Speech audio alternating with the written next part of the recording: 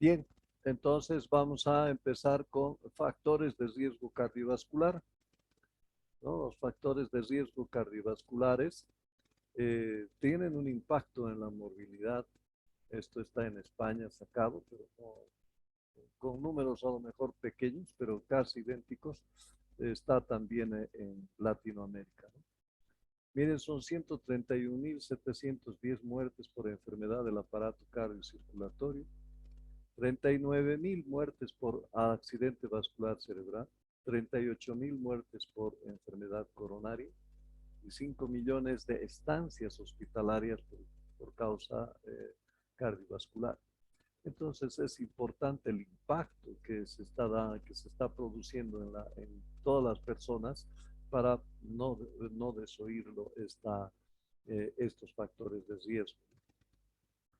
Por ello, lo tenemos que hacer siempre, tener objetivos para poder tener este, eh, esta visión de los factores de riesgo cardiovascular y en primera instancia es reducir la incidencia de eventos clínicos. Por supuesto que queremos que pocos se enfermen del corazón o se enfermen de todos aquellos órganos diana que tiene este factor, estos factores de riesgo.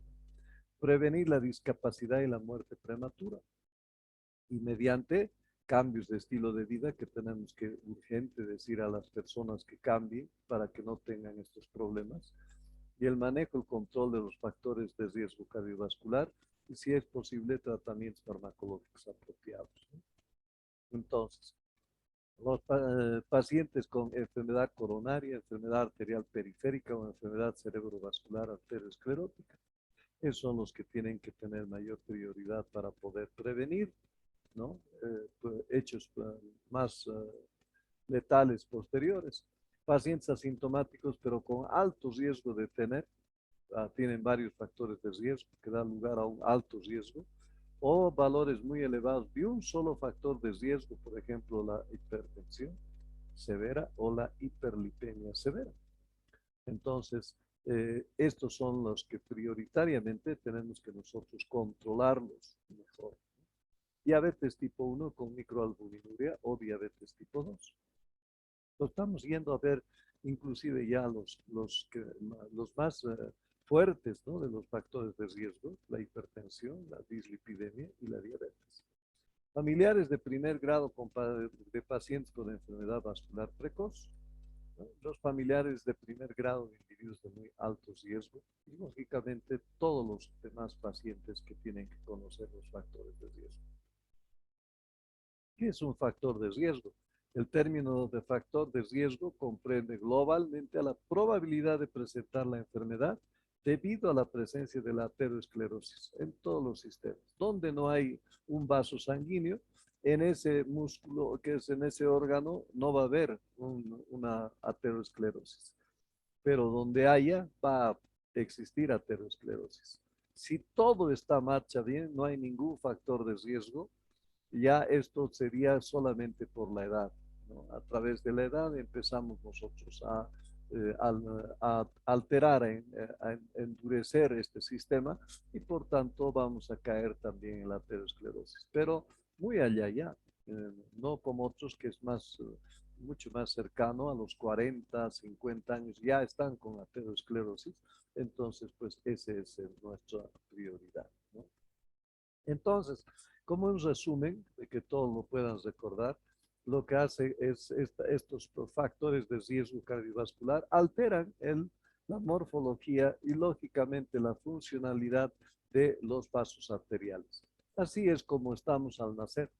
Este es un vaso normal, un lumen abierto, no tiene nada de alteraciones, pero paulatinamente, miren, crece la placa aterosclerótica, ¿no?, donde se ha juntado principalmente lípidos, ¿no?, y va obstruyendo paulatinamente este lumen de las arterias, ¿no? Ahora, ¿dónde se estará localizado esto? Como les decía, pues es en todo órgano tiene vasos sanguíneos. Entonces, en los vasos está haciendo, en el cerebro, en el corazón, en el riñón, en el vaso, en el estómago, qué sé yo, en todo lado, ¿no? ¿Dónde será más prioritario de que va a traer problemas? Ese sí es la dificultad. Entonces, como pivotes tenemos a la obesidad y al sedentarismo. Estos dos son factores de riesgo que van a ser los padres de todo lo demás, ¿no?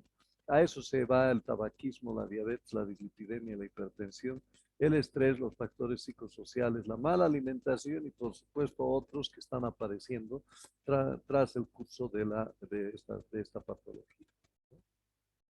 Entonces, recordamos nuevamente la anatomía del corazón, principalmente su miocardio y la circulación que tiene de las coronarias. Esta circulación de las coronarias, para este caso, son las más importantes porque ahí se va a localizar la aterosclerosis y ahí puede empezar a obstruir el flujo de sangre y este corazón que necesita nutrirse, pues va a alterar su funcionamiento si tiene esa placa, ¿no? Entonces, esta es la coronaria derecha, es la coronaria izquierda, que nos recuerda nuevamente cómo está la distribución a través de la aorta, que es su nacimiento, ¿no? Y aquí es donde justamente va a haber esta placa que va a provocar un coágulo de sangre, ¿no? Y lógicamente, si aquí es el problema, todo lo que está después de esto ya no va a recibir la sangre, se va a conocer como cardiopatía isquémica, esto será un infarto agudo de miocardio, esto será un síndrome coronario agudo o será una angina estable. Bueno, dependerá cuál es la situación que en su momento vamos a nosotros a ampliar esto en detalle. Lo que sí ahora nos compete es determinar de que si nosotros no tomamos en cuenta los factores de riesgo, entonces esta placa va a aumentar, va a crecer y va a provocar este tipo de accidente en el corazón, ¿no? Entonces, nuevamente la coronaria, una coronaria limpia y luego nuevamente está ya la producción de esta placa que va a ir creciendo con el tiempo hasta disminuir el lumen a un momento crítico en el cual haya ya los síntomas de la cardiopatía isquémica, ¿no? Todo empieza por una partícula de colesterol, ¿sí? Después ya empieza a ver el depósito de colesterol, ¿no? Empieza a ver la placa y la placa empieza a alterar el funcionamiento de la arteria, provocando la arteriosclerosis. Entonces, en el corazón, las coronarias, ¿no? Eh, Nuevamente mostrando la arteria mala, la arteria buena, ¿no? Y esto es lo que pasa, ¿no? En la clínica, el dolor propio, típico de la angina, ¿no? La imagen de Heberdine, ¿no? ¿Dónde está colocado? Miren aquí, todo esto es un lumen abierto, está pasando sangre por aquí, pero aquí hay el stop en esta circulación donde está aquí la circunfleja y también aquí donde está la descendente anterior, ¿no? Entonces, justo en el tronco aquí, esto ya posiblemente ya no vive el paciente, ¿no? Si no se hace un tratamiento riguroso y rápido, porque miren, tan amplio es de que al inicio de la bifurcación está pasando esta alteración. Aquí hay otro modelo donde mediante cineangio también se ve que aquí hay una obstrucción, ¿no? Pero todavía hay limitación, hay todavía circulación, pero ya empieza a haber un problema. Y lógicamente, una vez que se ha hecho el tratamiento, ¿no? Se pone la guía y miren cómo nuevamente el corazón recibe la sangre a nivel de todo el cuerpo. En la retina va a ocurrir algo parecido, ¿no? Ya también va a haber completamente las hemorragias y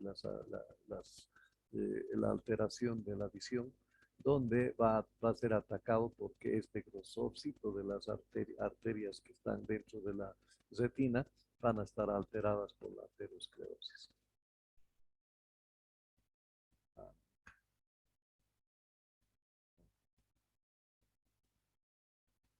vamos a ver.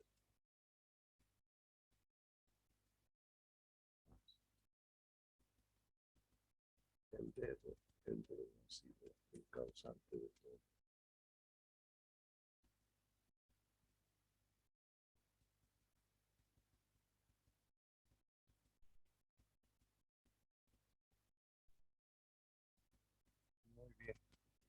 vamos a volver, ¿no?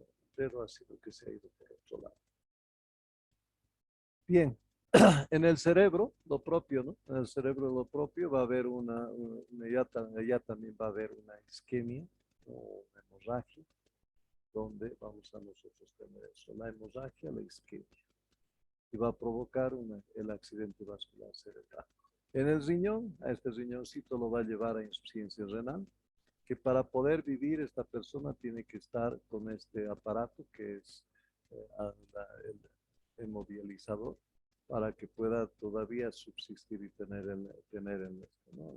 la vida, pero ya no como debe ser como antes. Existen dos clases de factores cardiovasculares, los factores de riesgo modificables y los no modificables. Ya por su nombre se identifica que podemos modificar estos factores y estos otros no, debido a que ya no están en relación a nuestra actitud, ¿no? Entonces, los no modificables, sexo, genes, edad, familiar. Los modificables, hipertensión arterial, colesterol, tabaquismo, sedentarismo, obesidad, estrés, alcohol. ¿No? Factores de riesgo, que son la asociación a gran probabilidad de padecer la enfermedad, ¿no? Y se identifica para poder ver cuáles son los factores de riesgo que tiene cada persona y corregir esos factores de riesgo cardiovascular.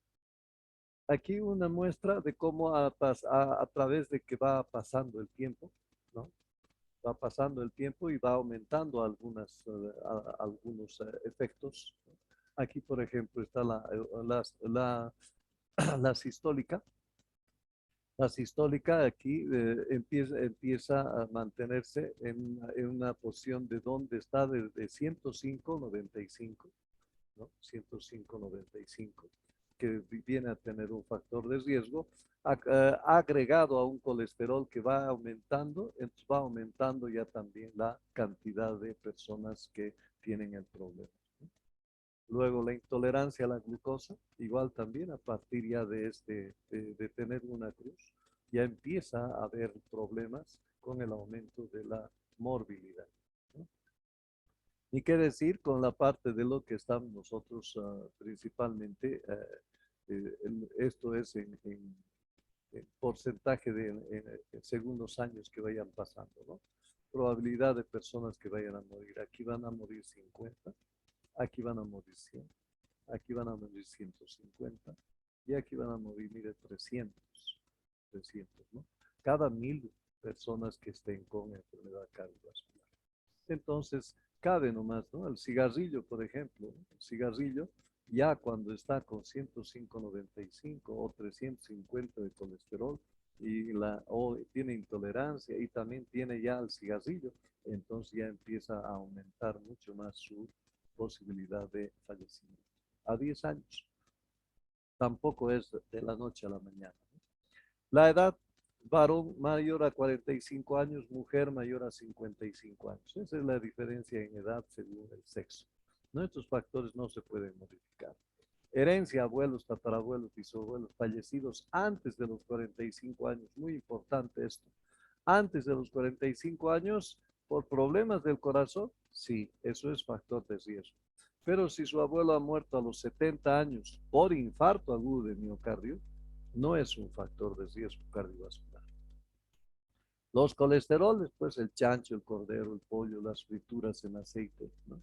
Esas son base para que nosotros podamos detener y disminuir la cantidad que nosotros estamos alimentando.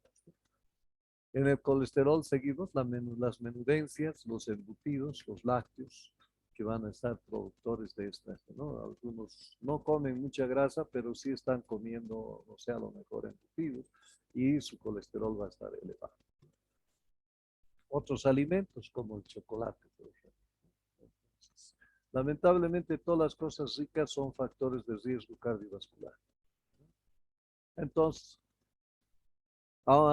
aquí el colesterol, por ejemplo, ¿no? El colesterol dice que un 10% de aumento del colesterol eleva en 20 a 30% una enfermedad cardiovascular.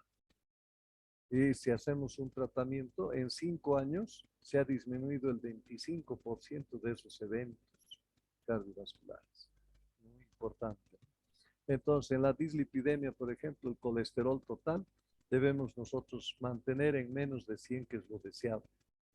Aquí ya está el límite de alto y mayor a 240 ya es alto. El mal colesterol, el colesterol malo, el LDL, el light, este tiene que estar menos de 100, óptimo, ¿no? De 100 a 120, normal, ligeramente elevado, y 130 a 159 ya es límite alto, y luego ya mayor a 90 es muy alto. El colesterol bueno, HDL, el high, entonces este ya también tiene que estar por encima de 40, pero si está por encima de 60, mejor todavía. Ya menos de 40 es bajo, peligroso. Es decir, aquí es al revés, ¿no? Aquí alto es peligroso, aquí bajo es peligroso, ¿no? Los triglicéridos normal tenemos que mantener en menos de 150. Menos de 150 y lógicamente después vienen las gradaciones normal alto, alto y muy alto, ¿no? Cuando ya está mayor a 500. Entonces, esto está dado por eh, la JUNT, la NSP y la JUNT Panel 3. Está dado. Miren, incluso son informaciones del 2001. Estamos a 2021. Aquí ya tenemos ya casi como 19 años, pero que por el momento no ha cambiado. No ha cambiado, esto es la norma que se establece. Estos son los que van a dirigir, ¿no? Principalmente la NSEP y el panel 3, ¿no? Entonces, estos pueden sacar en algún año alguna diferencia, ¿no? De que ya no sea 200, a lo mejor ya sea 150 o ya no sea alguna cifra. Pero por el momento, esta es lo que se acepta. Bien, también se puede clasificar fenotípicamente a las dislipidemias, ¿no? Mediante esta clasificación Frederickson. Entonces ellos hacen donde hay el fenotipo, las lipoproteínas elevadas y los lípidos elevados. Por ejemplo, la tipo 1 es las kilomicrones y los triglicéridos, ¿sí? Después, el tipo 2A, el 2B, y son los más normales que siempre están entre nosotros, ¿no? Porque están el LDL, LDL y PDL, y el colesterol o colesterol y triglicéridos, ¿no? Entonces, luego hay otros más, son un poquito más, menos posible que se presente, pero puede haber la posibilidad. O sea, al hacer examen de sangre, nosotros podemos llegar a determinar cómo está este nivel del lipidograma y luego, lógicamente, vamos a poner nosotros en qué tipo de fenotipo puede ser el que esté alterado. Entonces, indicaciones de fármacos, ¿no? La alteración o aumento del SDL, LDL con triglicéridos o con HDL normal. Entonces, podemos utilizar una estatina, alternativa es una resina o la ezetimibe, o las combinaciones que actualmente están más en boga, resinas estatinas o ezetimibe estatinas. Cuando hay un colesterol LDL alto con triglicéridos, pero con HDL bajo, entonces podemos seguir utilizando estatinas o fibratos, ya nos aumenta el fibrato. La alternativa es fibratos, estatinas, lo mismo, o los combinados donde están las estatinas más fibratos. Pero esto, como dice aquí, ¿no? Ojo, tenemos que tener que puede haber una toxicidad hepática y muscular. Hay determinados niveles donde se pueden utilizar estas combinaciones, ¿no? Y cuando hay solamente aumento de triglicéridos, ya no se utilizan las estatinas, sino se tiene que utilizar los fibratos. De apoyo, el ácido o la omega 3, ¿no? El omega 3. Esto también está dado por la NSEP y por el panel 3. Entonces, son datos fidedignos en los cuales nosotros tenemos que tener plena confianza. Entonces, cuando hay una enfermedad en algunos pacientes que además tienen dislipidemia, nosotros tenemos que empezar a tener más riguroso control, ¿no? La prevención y secundaria ya con diabetes, el colesterol ya no tiene que estar menos de 200, tiene que estar menos de 175. El LDL ya no tiene que estar menos de 130 para personas normales, ahora ya tiene que estar menos de 100. Y considerar fármaco si este LDL está mayor a 100, ¿no? Para una prevención primaria con riesgo cardiovascular alto, lo normal, ¿no? El colesterol total menos de 200, el LDL menos de 130 y considerar fármacos si el LDL es mayor a 130. Y en la prevención primaria o cuando ya está habiendo problemas propiamente de riesgo cardiovascular moderado ya, entonces lo mismo, ¿no? Tenemos que obtener un colesterol total menos de 200, pero el LDL podría ser hasta menos de 160. Solamente cuando pase mayor a 190 ya puedo utilizar medicamentos también. Entonces, para evitar la enfermedad de cardiovascular, que es la que va a provocar una disfunción endotelial, y a la vez esto va a llevar a un estrés oxidativo y también a una inflamación. Por eso todo esto es lo que va a provocar esta enfermedad cardiovascular, ¿no? Y a esto, todo esto va a ser iniciado o por la hipertensión, o por la dislipidemia, o por la enfermedad renal, o por la diabetes. La intensidad de la reducción del LDL se correlaciona con una mejor tasa de eventos cardiovascular. Cuanto menor sea el LDL, mejor. La importancia del estricto control del LDL y del perfil lipídico en pacientes hipertensos, diabéticos y renales. Es mucho cuidado en estos tres tipos de pacientes. Y utilizar los efectos plerotrópicos de las estatinas, que viene a ser un plus añadido. Entonces, estamos evitando de que haya destrucción de glóbulos rojos cuando estén pasando por esta placa debido a este efecto plerotrópico que tiene la estatina. Entonces, aquí está básicamente la reducción del LDL y de los eventos coronarios. Aquí tenemos el colesterol, mire, 30, 50, 70, 90, 110, 130 estamos diciendo que es lo máximo que podemos soportar en una persona sin ninguna otra enfermedad, ¿no? Entonces, este sería el tope.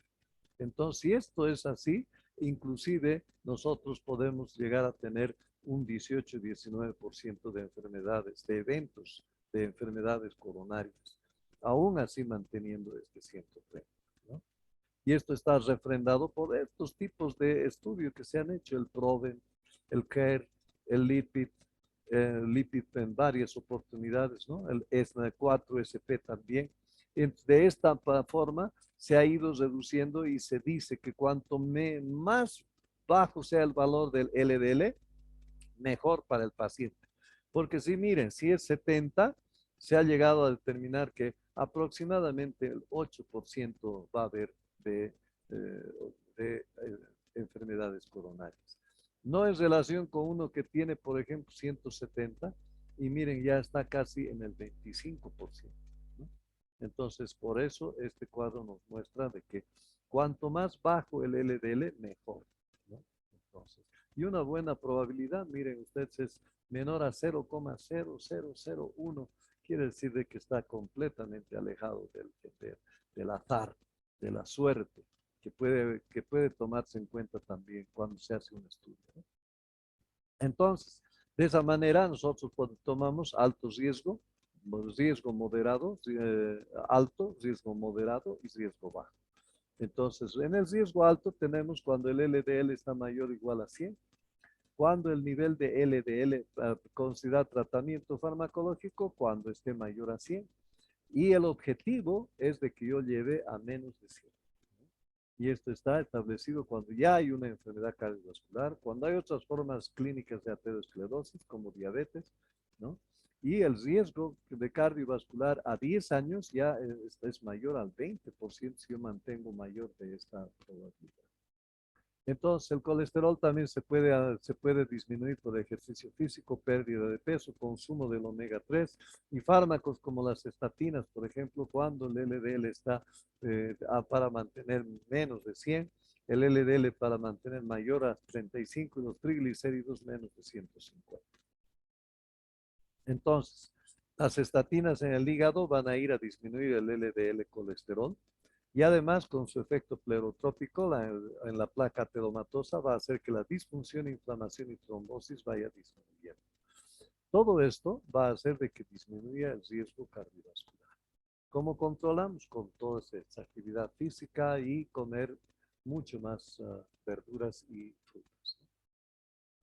Entonces, esta tabla de riesgo cardiovascular nos muestra de que cómo los nutrientes están en relación a disminuir o aumentar el riesgo cardiovascular. Proteínas de origen animal va a disminuir el riesgo, proteínas de origen animal va a aumentar el riesgo. Consumo excesivo de carbohidratos y azúcares va a aumentar el riesgo cardiovascular. Fibra alimentaria, fibra soluble va a disminuir. El alcohol, consumo moderado, esto hay que tomarlo con pinzas, va a disminuir. Las sustancias antioxidantes va a disminuir. El ácido fólico va a disminuir. La sal va a disminuir, ¿no? Disminución de la sal como medida preventiva. Si yo disminuyo la sal, entonces lógicamente va a disminuir el riesgo cardiovascular. Pero si yo no disminuyo, va a aumentar el riesgo cardiovascular. El estrés, ya saben ustedes, es problema de nuestro momento, principalmente por lo esto de la pandemia, que al final no se sabe quién y cuándo vamos a enfermar, pero ¿y cómo vamos a enfermar? Entonces, eso nos lleva a este problema, ¿no? Debe ser considerado como factor modificable, es un estímulo adrenérgico que incrementa el consumo de oxígeno del corazón, hace vasoconstricción, disfunción endotelial, ¿no? Disfunción endotelial, la depresión asociada con el doble de hipertensión o incremento vascular. Entonces, ¿cómo se controla? Ejercicios, eh, yoga, ¿no? Buena relación, dormir, tener una buena relación de pareja, son las cosas que nos va a ayudar a controlar el estrés. Drogas, ¿no? Infinidad de drogas y ahí está la Coca-Cola, que lleva a problemas de adicción, ¿no? ¿Cómo controlar? Control con médico para tomar medicamentos indicados o mantener la mente activa en actividades que generen confianza. Fumar, beber café y té son los otros factores de riesgo. Todos ellos, ¿no? Importante el ser fumador activo o pasivo, ¿no? Principalmente causa muerte prevenible de 430,000 por año. Si no, 430,000 por año van a fallecer. El aumento del riesgo es en una enfermedad coronaria por 2 a 3. Abandonar el hábito disminuye el riesgo. En el primer año 50%. A los 15 años se iguala el riesgo con los no fumadores. Recién a los 15 años se va a igualar a los no fumadores. Importante entonces factor de riesgo que va a empezar a provocar las enfermedades que nosotros tenemos, como la infarto agudo de miocardio o la enfermedad vascular periférica, ¿no? Se asocia más que nada a la cantidad y a la duración de la vida. Cuantos más años esté fumando y la cantidad que esté fumando.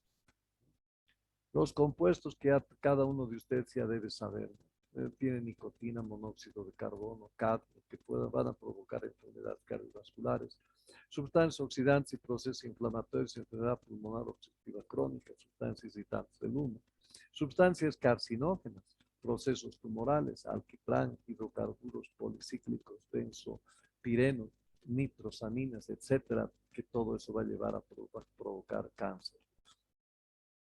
¿Cómo se controla? Pues pidiendo ayuda, porque ya se ha convertido en una adicción y tiene que haber un proceso ahí también guiado para poder ya evitar el fumar. El sedentarismo, ¿no? Miren los ejemplos, ¿no? Comer sentado, viendo la televisión.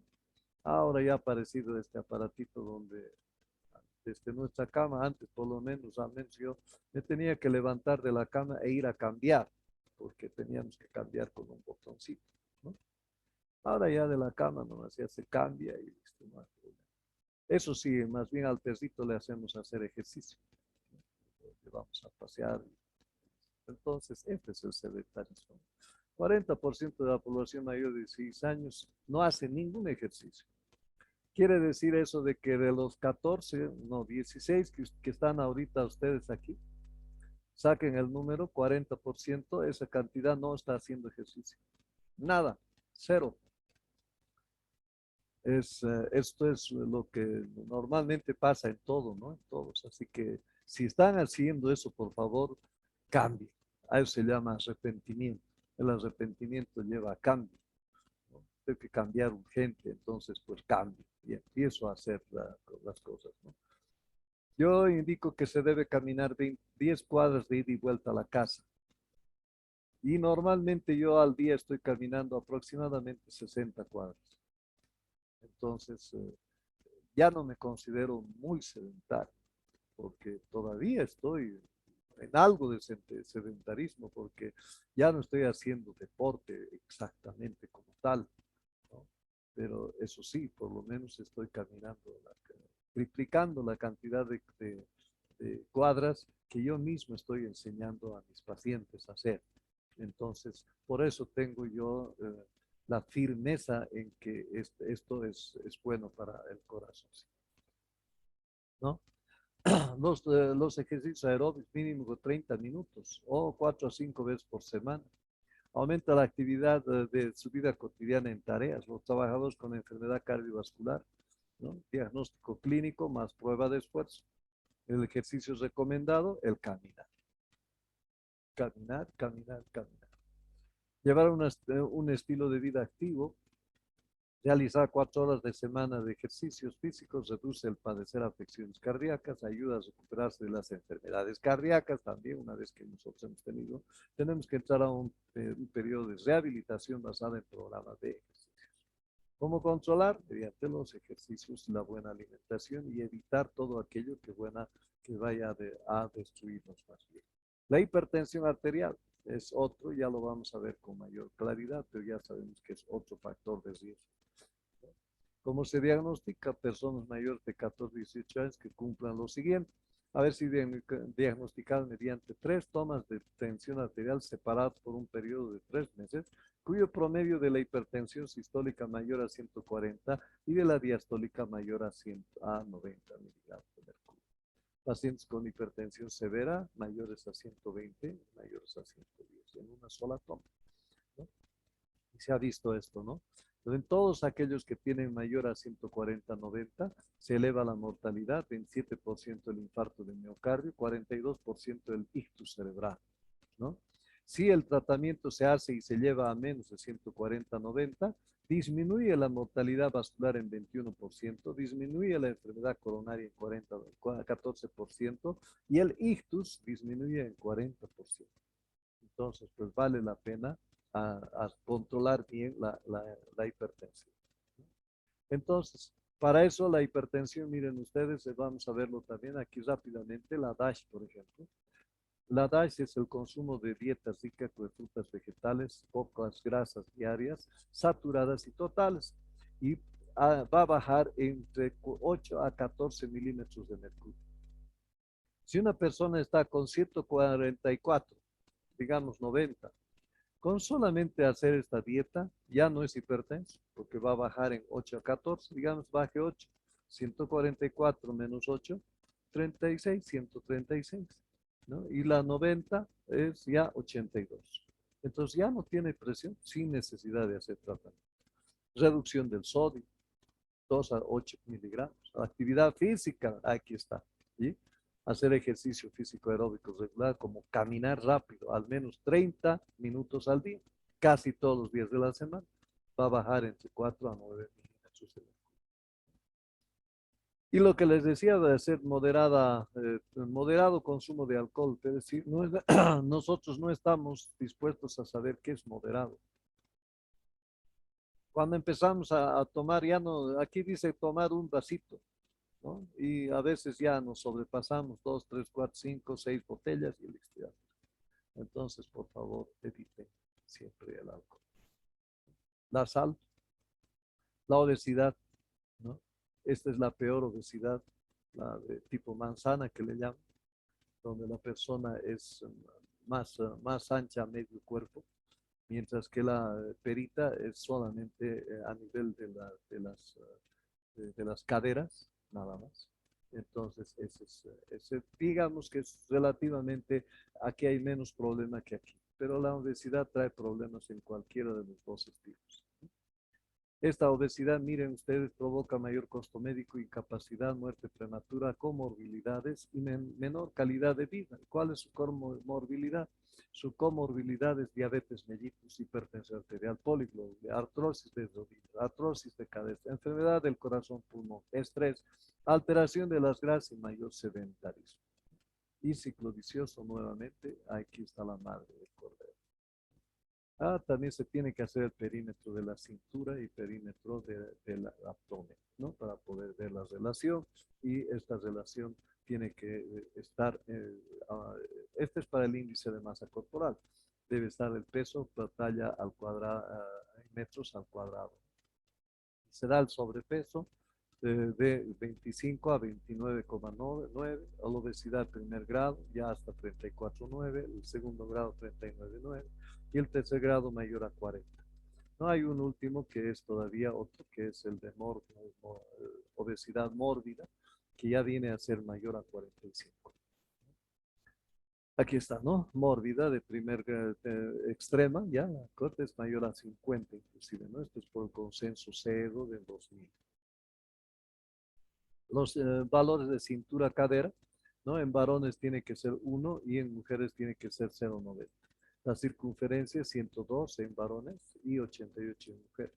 Y el diámetro sagital 25 centímetros y 25 centímetros. No hay problema, ¿no? Importancia de los factores de riesgo, prevalencia, aumenta todos estos inconvenientes al tener esta obesidad. Y lógicamente, nuevamente, el modo de controlar viene a ser el ejercicio y la nutrición buena, ¿no? La diabetes comprende un grupo de enfermedades metabólicas por hiperglucemia, resultante efecto de la secreción de insulina o la acción de la insulina o de ambos, ¿no? Cualquiera ahí está la 1 o la 2, ¿no? Tipo 1, tipo 2. Preciso control de los alimentos que contienen hidratos de carbono complejos. Hay que evitar el consumo de alimentos dulces. Puede utilizar aditivos. Se puede introducir dietas bebidas refrescantes, leche, mermelada sin azúcar, etc. Entonces aquí tenemos los criterios que se ha dado por el ADA ya también, ¿no? El ADA es ya también la unidad que comanda la diabetes. Lo que saca aquí cada año, esto es lo que se cumple, ¿no? Esto está del 2004 y que no ha cambiado hasta el momento. Para una diabetes al azar mayor a 200, basal mayor a 126, en sangre, en plasma venoso mayor a 200 y a las 2 horas de sobrecarga oral de 75, ¿no? Es decir, estas son las posibilidades de diagnóstico de diabetes. Glicemia basal alterada cuando la glicemia está entre 100 a 125. Intolerancia cuando está entre 140 a 199 a las 2 horas del test de tolerancia oral por 75 gramos de glucosa. Los parámetros que se tienen que hacer, control glucémico, ¿no? La hemoglobina glicosilada tiene que estar en menos de 7%. Y son los controles que nosotros debemos hacer, además de la presión arterial, del lipidograma y del tabaco, abandono total. Tratamiento de la hiperglucemia, tratamiento de la diabetes, ejercicio, dieta, pérdida de peso, antibióticos orales o insulina. Hay también factores de riesgo laboratoriales como la creatinina, la proteína C reactiva, el ácido úrico, la albuminuria, la hemoglobinuria, el crecimiento del corazón, la cardiomegalia o el ancho del QRS que nosotros medimos en el electrocardiograma. Eso también se ha convertido en factor de riesgo cardiovascular. Ahora, aquí está lo interesante, ¿no? De todos ustedes, por ejemplo, que están ahorita, creo que son 16, el 82% tiene un factor de riesgo mínimo. Hagan la prueba, ¿no? Algunos ya tienen 2 factores de riesgo, 12%. Y algunos ya tienen 3 factores de riesgo, 6%. Esto sin consultar, ¿no? Sin consultar. Si no, ahora ya están aprendiendo cuáles son los factores de riesgo y ustedes pueden empezar a hacer cuentas, ¿no? Tengo esto, no tengo esto, no tengo esto y listo. Y van a ver ustedes de que por lo menos el 82% de ustedes tienen un factor de riesgo cardiovascular, ¿no? El objetivo es principalmente controlar a la hipertensión y a la dislipidemia, ¿no? Y para esto tenemos que nosotros motivar cambios de hábito. Las tablas de cardiovascular están dadas principalmente esta es la europea de hipertensión. Por eso es normal, normal elevada, grado 1, grado 2, grado 3, eso mantiene la europea, ¿no? Y la europea sin factores de riesgo, aquí está, riesgo bajo, riesgo añadido moderado, y aquí están los altos riesgos. Altos riesgos cuando ya está inclusive, tiene una presión normal, pero ya tiene una enfermedad cardiocoronaria. Estas son las tablas de Framingham que nosotros utilizamos, que está en relación principalmente a la hipertensión, no fumadores, fumadores, tanto mujeres como hombres, y a la edad. Entonces, se ponen ustedes aquí, deben tener casi menos de 40 años cada uno de ustedes. Entonces, ve su presión cómo está, si fuma o no fuma, entonces se pone aquí, si es mujer o es varón, ¿no? Entonces ahí se va a ir bien, se va a ir mostrando lo que, lo que va a suceder, ¿no? Esto de aquí abajito es el colesterol, ¿no? 200, 150, 200, 250 y 300, ¿no? Cada uno de estos. Por eso está 4, 5, 6, 7, 8. Entonces, eso es la cantidad y se cruza para saber, ¿no?, dónde estamos nosotros y cuánta posibilidad de infarto tenemos a los próximos 10 años, ¿no? Estratificación, ¿no? Ausencia de otros factores de riesgo, solamente hipertensión, ¿no? Grado 1, grado 2, grado 3, sigue siendo la europea. Entonces, de acuerdo a eso, vamos a ver cómo está nuestra situación. Seguimos con la europea, este es el igual que ha sacado la Sociedad Europea de riesgo cardiocoronario, donde llevan muy alto los rojos. Aquí no hay ni un rojo, por ejemplo, todos son altos, no son muy altos en relación a la. Esto es en mujeres. Seguimos con la europea, hombres con diabetes ya también, entonces se hace un diferente, ¿no?, mujeres con diabetes. ¿Sí? Tablas de riesgo, seguimos con colesterol total o colesterol total y HDL, que son su score que también se maneja. Y de esta manera concluimos los factores de riesgo cardiovascular. Vamos inmediatamente a pasar a la parte ¿no? Tenemos media hora más y espero que podamos completar la situación de 16 habíamos estado presentes, ¿no? Vamos entonces a ir ahora a buscar las arritmias y vamos a hablar rápidamente. Bien, entonces vamos a ahora comentar sobre las arritmias ya también, básicamente en el electrocardiograma. Podrá describir las arritmias más frecuentes en un electrocardiograma, tendrá la capacidad de definir arritmias supraventriculares de las ventriculares y manejará conocimientos básicos de electrocardiografía. Conocer los orígenes de las diferentes arritmias en un electrocardiograma, definir arritmias supraventriculares y ventricular y obtener las características de cada arritmia. Contenidos, recuerdo de la electrofisiología cardíaca, sistema de éxito, confusión, identificación de tipo de arritmia y clasificación de las arritmias.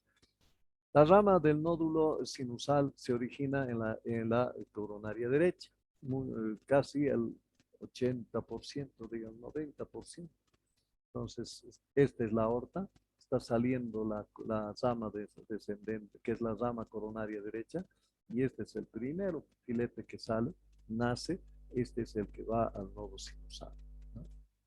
Entonces, básicamente, rara vez es de la izquierda, pero la gran mayoría es de la derecha. Recordamos cómo está nuestro corazón, donde el miocardio del ventrículo izquierdo, miren usted, tiene una masa infinitamente más grande que la de la izquierda. Por esa razón, en muchas cosas, el lado izquierdo es el que domina, el que maneja el corazón en el adulto. En el niño, en el recién nacido, esto es al revés. Esta masa está en el lado derecho y esta masa está en el lado izquierdo, porque ellos tenían otro tipo de circulación cuando estaban dentro de la matriz de la mamá. Entonces, una vez que han salido, ya hemos llegado a tener esta composición. ¿sí? Recordar el sistema eléctrico del corazón: nodo sinusal, nodo auriculoventricular, rama de haz de His derecha, de izquierda, haz de His derecha, larga, la izquierda corta con sus distribuciones anterior y posterior. Y esta es la haz de Bachmann, que va a ir a estimular la aurícula izquierda, ¿no? La aurícula izquierda. Este es interesante porque he encontrado esta imagen porque nunca he podido yo ver el filete, justamente este septal. Ninguna la tiene. Esta es la única que he encontrado que puede que se muestre este fascículo. Esto es lo que inicia la despolarización inicial en la parte septal del corazón, ¿no? En la separación de aurícula derecha e izquierda, ¿no? Y que está dado por la onda Q, que representa ¿no? En la normalidad de los electrocardiogramas. Y entonces, nodo sinusal tenemos la onda P, intervalo PR tenemos nosotros al nodo auriculoventricular, ¿no? Complejo QRS cuando ya se ha ido a toda la distribución del ventrículo izquierdo, y la onda T que viene a ser el regreso en la repolarización, ¿no? Y este es el complejo electrocardiográfico QRST, el que aparece en nuestro electro, ¿no? Entonces, los pasos de identificar las arritmias. Para identificar, nosotros tenemos que preguntarnos primero: ¿tienes ritmo sinusal? ¿Qué frecuencia tiene después? ¿Mm? Luego, ¿es regular la arritmia? Si tiene arritmia. La P tiene alterada su morfología. La QRS tiene alterada su morfología. ¿Qué tipo de actividad se observa? ¿Qué relación existe entre actividad auricular y ventricular? Estas son las preguntas que nosotros tenemos que hacernos cada vez que veamos un electrocardiograma. De esa manera la clasificación se llama, hay muchas clasificaciones que van a encontrar ustedes. Esta es la que a mí más me ayuda y la que más me hace entender. Esa es otra cosa. Ahora, si ustedes entienden otro tipo de clasificación, bienvenido, adelante, no hay problema. Las hiperactivas o rápidas, taquicardia, extrasístole, flúteres, fibrilaciones. Y las hipoactivas o lentas, impulsos, ritmos de escape, bradicardia sinusal, bloqueo auriculoventricular, bloqueos de RAP. Ahí se encierran todas las arritmias que nosotros podemos ver. Y hay las otras que son complejas, ¿no? Bien, nosotros ponemos esto, por ejemplo, y aquí había un examen que ahora no lo van a hacer, ¿no? Porque no hay tiempo, ¿no? Entonces vamos viendo primero, la primera pregunta es ritmo sinusal. Entonces yo veo que aquí hay una onda P, otra onda P, otra onda P, aquí hay otra onda P, otra onda P, otra onda P, P, aquí hay P, P, P, P, P, P. Quiere decir que P hay ante todo QRS, P ante todo QRS, P ante todo QRS. Esa es la primera forma que yo tengo que encontrar para saber si es sinusal o no. Luego, tengo que medir este intervalo desde el inicio de P hasta el final o el comienzo de Q o R, ¿no? Y aquí veo que está 1, 2, 3, 4, 0,16. Lo normal es 0,12 a 0,20, entonces está dentro de lo normal. Luego, tengo que preguntarme si en 12 es positivo y aquí está positivo. Y en 3 es negativo y en 3 aquí está negativo. Entonces, este es un ritmo sinusal. Bueno, siendo sinusal está normal. Paso a la segunda pregunta. La frecuencia, ¿cómo estará? Y paso a la frecuencia de aquí, 300, 150, 100. Justo en 100 está. Entonces, aquí hay alteración de la frecuencia. Tiene 100. Por tanto, es taquicardia. Y por tanto es sinusal, porque tiene el ritmo sinusal, ¿sí? Tiene el ritmo sinusal. Pero lo interesante es de que aquí están melladas las ondas Ceres, y entonces el QRS está alterado en su forma, ¿no? Y en forma generalizado está, miren ustedes aquí.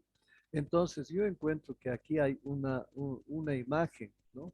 R', ¿no? R' que está haciendo una torre para arriba, o la M de Miguelito, ¿no?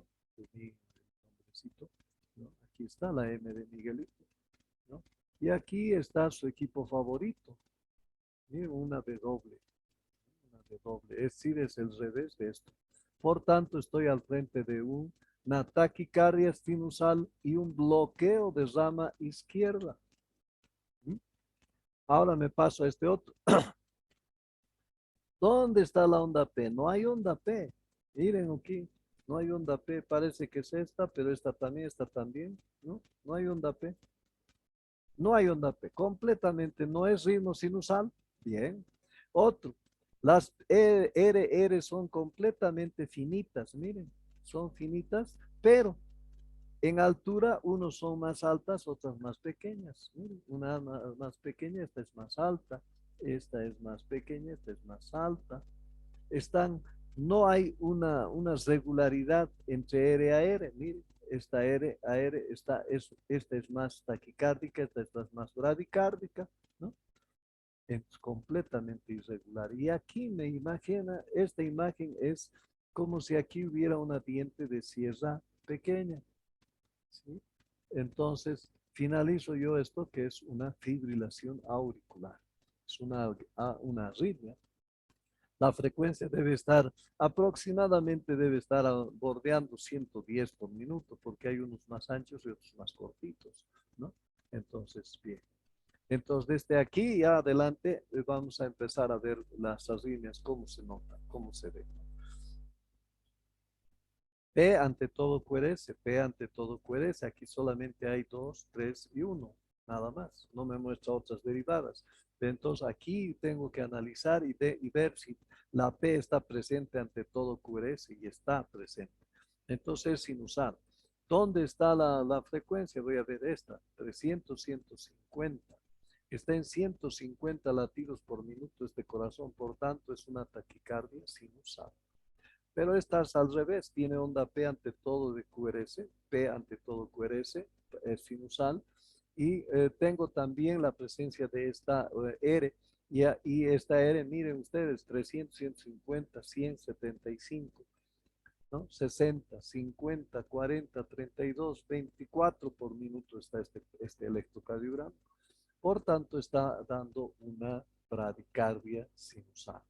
Bradicardia por lento y sinusal porque tiene una onda P antes de la QRS.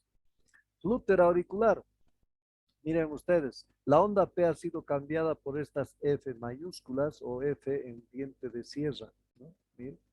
Y está en una relación 2-1, 2-1, 2-1, 2 por 1, un QRS, 2 por 1 de QRS, 2 por 1 de QRS. Entonces, es una forma regular.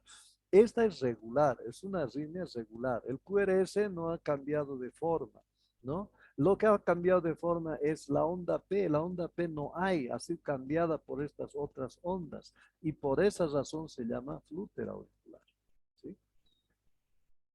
La fibrilación auricular. Al revés, miren ya ustedes, ha cambiado completamente la onda P, ya no hay, ya no es unas ondas altas como la Flutter, esto es más pequeño, por tanto es una F minúscula que se le llama, ¿no? Ya no es F mayúscula, son F minúsculas de fibrilación.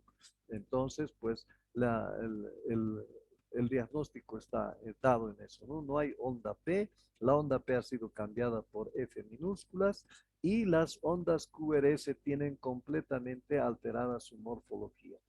Ninguna morfología es idéntica. Una es más alta, más chiquita, más gorda, más ancha, menos ancha, ¿no? Y la relación RR es completamente alterada. No hay una relación RR, completamente. Aquí está, por ejemplo, 300, 150, 175, digamos 70 por minuto. Pero vamos a ver aquí estuviera entre 100 y 150, ¿no? Aquí está latiendo a 150, aquí está latiendo a 70 por minuto. Entonces, no hay correlación. Eso se llama fibrilación auricular. Cuando se convierte en taquicardia ya ventricular, miren ustedes, ya ha cambiado completamente la disposición de la forma del QRS. No parece ser QRS, ¿sí? No hay onda P, pero es regular. Eso es regular y debe estar a 300 latidos por minuto. Entonces, esta es una taquicardia ventricular. La fibrilación, casi parecida a la otra, pero miren, ha cambiado completamente la forma. Ya no es regular como aquí arriba. Y completamente, unas más chicas, más largas, más anchas, más angostas, de todo, ¿no? El QRS. No hay onda P, por tanto a esto se le llama fibrilación auricular. Los dos son sinónimos de paro cardíaco, porque ninguno va a producir un gasto cardíaco. Las dos ya no va a producir gasto cardíaco, el paciente ya está en paro cardíaco, aunque esté funcionando su corazón. Extrasístoles. Vean ustedes cómo esto es normal y aparece una extra. Por eso se llama extrasístole, ¿no? Porque esta es una nueva sístole que se ha antecedido antes. Esta debería aparecer aquí. Aquí debería aparecer para tener ritmo, ¿no? No, pero no, se ha anticipado, por eso se llama extrasístole. Y es supraventricular porque tiene igual de imagen a la de base, ¿sí? Finita, no hay ningún tipo de alteración, ¿no? Pueden ser dos acompañadas, uno otra ya, ¿no? Dependerá de qué tipo de arritmia estamos presentando, ¿no? Entonces vemos nosotros cómo se anticipa al latido normal que debería haber. Su origen, ¿no? Ahora ya de las ventriculares, ¿no? De las ventriculares el origen es en cualquier foco dentro de la masa muscular del ventrículo que va a producir una despolarización aparte y esta es la que va a producir. Y es ventricular porque miren, es ancha, no tiene la misma morfología de QRS de base, alta, ancha, alta, con T invertida, inclusive. Esto es una contracción ventricular prematura o extrasístole ventricular. ¿Cómo se estudian las arritmias? Las arritmias es este latido, por ejemplo, ha nacido en el nodo sinusal, va al aurículo ventricular y pasa al ventrículo. Ha seguido una línea fina, limpia. Ahora este otro, hay un QRS, pero habrá habido un ritmo sinusal que se ha truncado, no ha seguido, pero sin embargo aparece un foco ventricular que ese sí va a realizar la despolarización. Entonces, esta es la manera, ¿no? Esta nuevamente sinusal, auriculoventricular y luego la ventricular. Entonces, sigue la línea. Entonces, eso tenemos que nosotros hacer este ejercicio cuando estemos viendo un electrocardiograma. Las extrasístoles ventriculares entonces tienen una pausa compensadora, ¿no? Y lógicamente es un anticipo, ¿no? Es un anticipo. La pausa compensadora puede haber también en la extrasístole supraventricular. Y en ese caso de la supraventricular, como aquí, nosotros vemos que puede tener o no tener onda P, pero lo que le va a dar el nombre de supraventricular es que la onda QRS es igualita que la de base. No tiene alteración, ¿sí? Como en esta, por ejemplo. Miren, esta es normal, normal, extrasístole, pero porque es alta, ancha, aberrante, con T invertida, entonces es extrasístole ventricular. Pero esta es trigeminada porque 1, 2, extrasístole, 1, 2, extrasístole, entonces trigeminada, 3 grupos de 3, ¿no? Salva. Salva ya es cuando hay dos o más de tres, ¿no? Tres o más. Aquí hay uno, tres, entonces esto ya se considera salva. Esto ya se considera salva. Muy peligroso porque esto puede llegar a taquicardio o fibrilación ventricular. Entonces, pues tenemos que detener inmediatamente este tipo de así. No así la que es solitaria, ¿no? Esa a lo mejor no necesita tratamiento.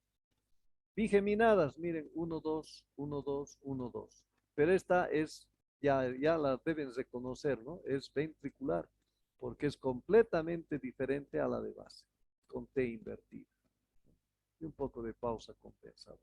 Entonces, todo eso lleva a que sea una extrasístole ventricular, pero bigeminada. Marcapaso migratorio, miren ustedes, en una sola derivada, que no debe pasar, ¿no? Tienen una P positiva, pero esta ya es negativa. Esta vuelve a ser positiva, pero no es positiva como esta. Miren, esta es más grande, digamos. Esta es más pequeña. Y esta es mucho más pequeña, pero sigue siendo positiva. y aquí hay otra nuevamente negativa. Entonces está cambiando el marcapaso, como si el nodo sinusal cambiaría de su posición, ¿no? En el corazón, en la aurícula. Está propiamente en el nodo sinusal, arriba en la cava, pero este ya está cerca, inclusive ya en el piso de la aurícula derecha, y así sucesivamente, ¿no? Bloqueo. Bloqueo de primer grado es la extensión del PRI. Dijimos que el PRI tiene que estar como término medio, tiene que estar hasta 0,20, ¿no? 0,20 segundos. Entonces aquí, por ejemplo, esto ya debe estar en 24 o en 26, ¿no? Entonces, miren ustedes, desde aquí nomás ya es 4, 5, 6, 7. 7 por 4, 28. Entonces, este PRI, este intervalo PD está en 0,28. Eso se llama primer grado, porque esto se repite, se repite, se repite. En todos lados se repite. Entonces, pues esto es primer grado. El segundo grado se divide en dos, tipo Wenckebach y el Movitz 2, o este también se le llama Movitz 1, ¿no? Hasta aquí no hay problema. A partir de aquí, del segundo grado tipo Movitz 2 o sin efecto Wenckebach, ya es el que necesita marcapaso la persona. ¿Por qué? Porque aquí, miren ustedes, ¿no? Vamos a decir un intervalo PR normal, hasta 20, digamos. Pero aquí hay 22, aquí hay 23, aquí hay 24, aquí hay 26 y este no se conduce. ¿Sí? Aquí hay una onda P que no se conduce, aparece otra onda P normal y luego ese normal vuelve a prolongarse. 20, 24, 26, 28 y no se conduce. ¿Sí? Entonces, este es el segundo grado tipo Wenckebach o efecto Wenckebach o Movitz 1, que no es problema. El problema está a partir de este que les decía del segundo grado, o Movitz 2, o sin efecto Wenckebach, donde se mantiene ¿no? Aquí ven ustedes, hay 1, 2, y recién viene la QRS, 1, 2, recién viene el QRS, 1, 2, recién viene el QRS, es decir, fijo. Por eso es este el que ya es problema para marcapaso, porque tiene que dar, aquí está por ejemplo 2, 1, puede ser 3, 1, 4, 1, 5, 1, 1, 1, que es el peor porque no voy a determinar si realmente es bloqueo completo o es un Wenckebach, ¿no? Es decir, es un Movitz 2. Simplemente eso. Pero cuando es 2, 1 no hay problema, ¿no? Se debe que hay dos ondas que recién se conduce una, ¿no? Entonces y es fijo porque hay 2, 1, 2, 1. Y el bloqueo de tercer grado, que ya es un bloqueo que es completo, ¿no? Si no hay nada aquí, por ejemplo, hay una onda P que no hay QRS, aquí está la onda T más bien. Aquí hay una P, no hay QRS, aquí hay una onda P, no hay QRS, aquí parece que hay una onda P, pero el QRS está tan cercano que no se puede, no puede transmitirse. Es decir, ninguna P se conduce. Esa es la idea. Por tanto, cuando sucede eso, la arritmia es un bloqueo de tercer grado, ¿no? Vamos a los bloqueos de rama. Los bloqueos de rama, derecha e izquierda. Cuando hay rama derecha, al lado derecho está bloqueada, no hay actividad. Entonces, empieza la activación en el septal, ¿no? Recuerdan la imagen que les he mostrado del que está inervando esta parte, ¿no? Estimulando Disculpe, esta Doc, parte. ¿Sí? quedan 10 minutos. Ya, ya. Entonces, luego de eso empieza a ver la despolarización de todo el ventrículo izquierdo, termina el izquierdo y recién se repolariza el derecho. Por eso se va a formar la imagen del bloqueo de rama, tanto derecha e izquierda. Ahora, cuando la izquierda ya también está bloqueada, entonces la actividad va a empezar en el ventrículo derecho. Termina de activarse todo el derecho y las estimulaciones van a pasar recién al ventrículo izquierdo. Y por esa razón también en el bloqueo de rama izquierda se va a ver lo siguiente, ¿no? Entonces nosotros vemos aquí cuando hay en B1 una RSR', ¿no? Y al revés, ¿no? Una QRS ancha, aquí en B6, entonces estoy hablando del bloqueo de rama izquierda, derecha, ¿sí? Cuando está en B1 y cuando está en espejo en B6. Entonces, yo tengo esta imagen, ¿no? Aquí tengo B1, miren, R, S, R'. Y en B6, S ancha, ¿sí? Y por tanto, esta es la imagen que domina. Entonces, este es el bloqueo de derecha, ¿no? El bloqueo de rama izquierda, al revés, ya también en B6 ya voy a tener la RS y en B1 voy a tener una S ancha, ¿sí? Al revés, cosa que esto es el bloqueo de rama izquierda. Y este ya es todo un electro completo donde yo estoy viendo justamente eso, ¿no? En B6 ancho y en B1 ancho para abajo, ¿no? Entonces, ese estamos viendo nosotros el bloqueo completo de las ejes. Los semibloqueos, principalmente cuando yo veo que las S van creciendo, ¿no? S en 2, S en 3 y S en ABF está mucho más. Entonces va creciendo a partir de una Q en D1, ¿no?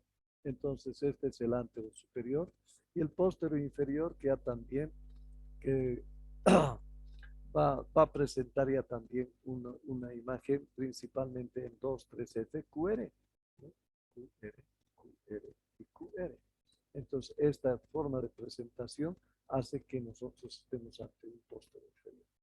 Síndrome de Wolff-Parkinson-White, donde he empezado a ver una puerta de ingreso de lo que se está despolarizando el ventrículo, empieza nuevamente a pasar al aurículo y nuevamente vuelve por el nodo aurículo ventricular y produce una otra despolarización rápida e inmediata que viene a ser la taquicardia, ¿no?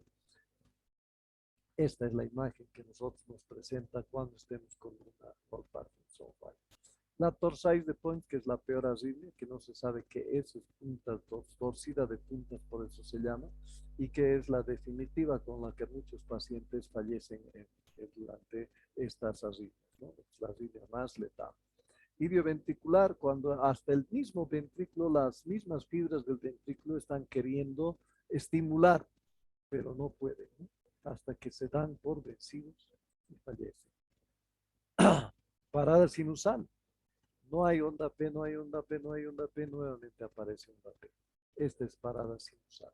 Si pasa más de 2 segundos, esto se convierte para poder pedir un marcapaso. Bloqueo sinoauricular, bueno, igual como el aurículo ventricular es en el nodo sinusal. Aquí, por ejemplo, no hay, se retarda también y aparece nuevamente la arritmia respiratoria, ¿no? En la inspiración y en la expiración. Inspiración, expiración. Tenemos también la explicación es que en inspiración va un poco taquicardizar y en la expiración un poquito va bradicardizar. Listo, más bien hemos logrado concluir. Muchas gracias. Bien, jóvenes. Entonces, pues con esto hemos dado un ligero paso, revisión de los factores de riesgo cardiovascular y también de las arritmias, ¿no? Espero de que hayan tenido una actividad buena con las pruebas que se les ha mandado y que con esto más, con esta explicación, puedan tener ya mayor idea de lo que nosotros estamos, buscando cuando veamos un electrocardiograma o estemos escuchando un corazón que también nos va a decir lo mismo que el electrocardiograma que está pasando, para poder definir luego qué tipo de arritmia es y cómo yo tengo que enfrentar después esta arritmia. ¿Ya? Muy bien. Nos vamos a ver la próxima semana. Atentos a su tarea. Si es posible, el lunes va a estar, a más tardar el martes en la mañana, para que puedan cumplir su nueva tarea y prepararse para la subsiguiente clase. ¿Ya? De práctica esta tarde a las 3 de la tarde con los grupos que tenemos asignados. Bien. Listo, jóvenes, que les vaya muy bien. Cuídense. Hasta luego. Hasta luego, doctor. Hasta Luego. luego, doctor. Dayara, no te olvides enviarme la lista. Sí, doc. Gracias. Chao, chao.